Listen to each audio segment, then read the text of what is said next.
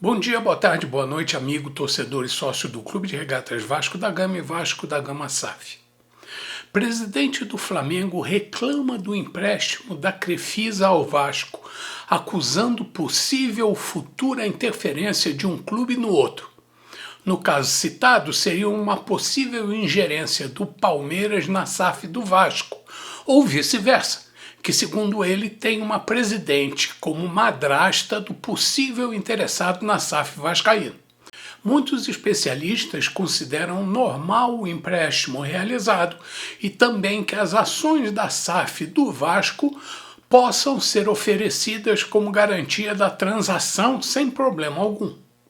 Na minha opinião, o empréstimo foi aprovado pelas instituições reguladoras e estão dentro do admissível, apesar do presidente do rival não parar de reclamar. Mas como ele parece não ter mais nada a fazer, a não ser encher o saco, deixa isso para lá, né? Eu, de novo, na minha opinião, acho que ele deveria olhar para o próprio rabo e se preocupar com o contrato entre o Flamengo e o Banco Regional de Brasília, que patrocina o rubro-negro.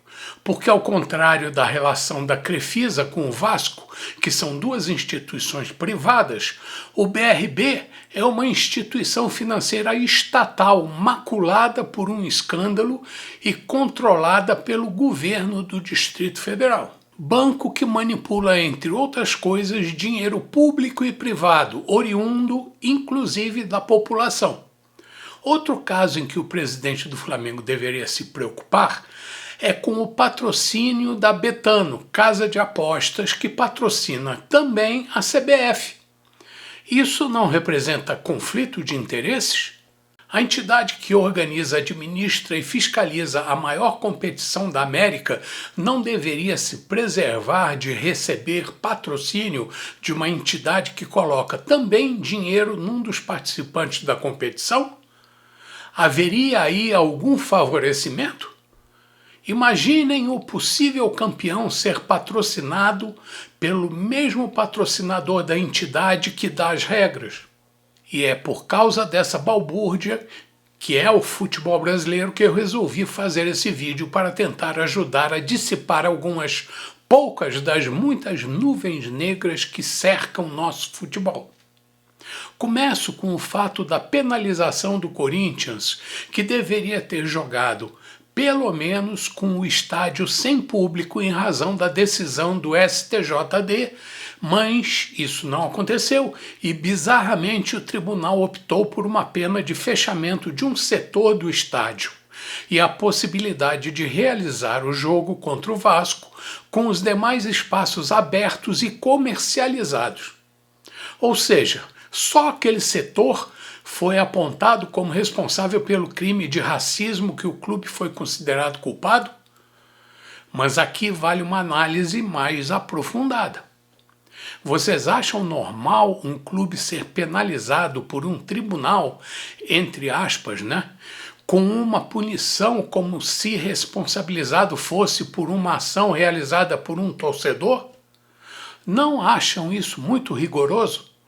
Mesmo que a ação realizada pelo torcedor tenha infringido uma lei, no caso relacionada ao racismo, é preciso que as pessoas passem a analisar os fatos sem uma predisposição orientada pelo dicionário da guerra cultural. Por exemplo, será que acusar uma pessoa com uma palavra que eu não devo mencionar aqui, porque a plataforma não gosta, mas que se relaciona a um tal governante de bigodinho da antiga Germânia, não seria uma acusação racista? Ou o racismo só se relaciona à cor da pele? Quantas decisões são tomadas com base nessa deturpação da linguagem que relaciona certos termos a certas atuações que, por estarem na moda, fruto da educação estatal enviesada, acabam se tornando verdades criadas com a ajuda da mídia comprada? E nesse vídeo eu critico também o tal do Superior Tribunal de Justiça Desportiva, que cada vez mais parece se assemelhar ao similar oficial integrante de um dos três poderes da nossa fantástica república. com a diferença que o papai manda em tudo e o filhinho, do qual estou tratando, só dá pitaco no futebol. Eu acho, ou estou sendo muito inocente? Claro que existem outros STJDs espalhados por outros esportes, cuidando, entre aspas, cada um de seus esportes específicos. Mas considerando que no STJD, que cuida do futebol, bancado legal e financeiramente pela CBF, existe também um histórico de participantes vinculados familiarmente a membros do nosso sistema judiciário e político, será isso uma simples coincidência? Inclusive, um filho do Procurador-Geral da República é membro de uma das comissões disciplinares do tribunal que julga atos acontecidos no futebol. E isso deveria ser divulgado publicamente, é claro. E não estou acusando ninguém, só relatando a realidade. Se é certo ou errado, eu não sei. Fica a cargo de cada cidadão tirar suas próprias conclusões. Mas que o público deveria ter ciência disso, eu acho muito saudável. No caso da punição ao Corinthians, e que respingou no Vasco, o tribunal havia decidido que o time da Fiel deveria jogar fora de casa e num estádio distante pelo menos 100 quilômetros de sua sede. Mas com uma decisão bizarra, o jogo acabou sendo realizado no dia 26 de abril na casa da Fiel e com o mando de campo dele. Alegou-se que não haveria tempo útil para deslocar o jogo a 100 quilômetros de distância da casa do mandante. Desta forma, a decisão original acabou sendo corrompida e não foi plenamente aplicada pelos motivos que prefiro não analisar, fruto de extravagâncias e artimanhas jurídicas que permitiram contornar e invalidar a punição inicial. Talvez, se valendo dessa bagunça que é o futebol brasileiro e da penetração que o Flamengo tem na mídia, o presidente do nosso rival conte em subverter a seu favor qualquer decisão que vise tornar o futebol brasileiro mais competitivo.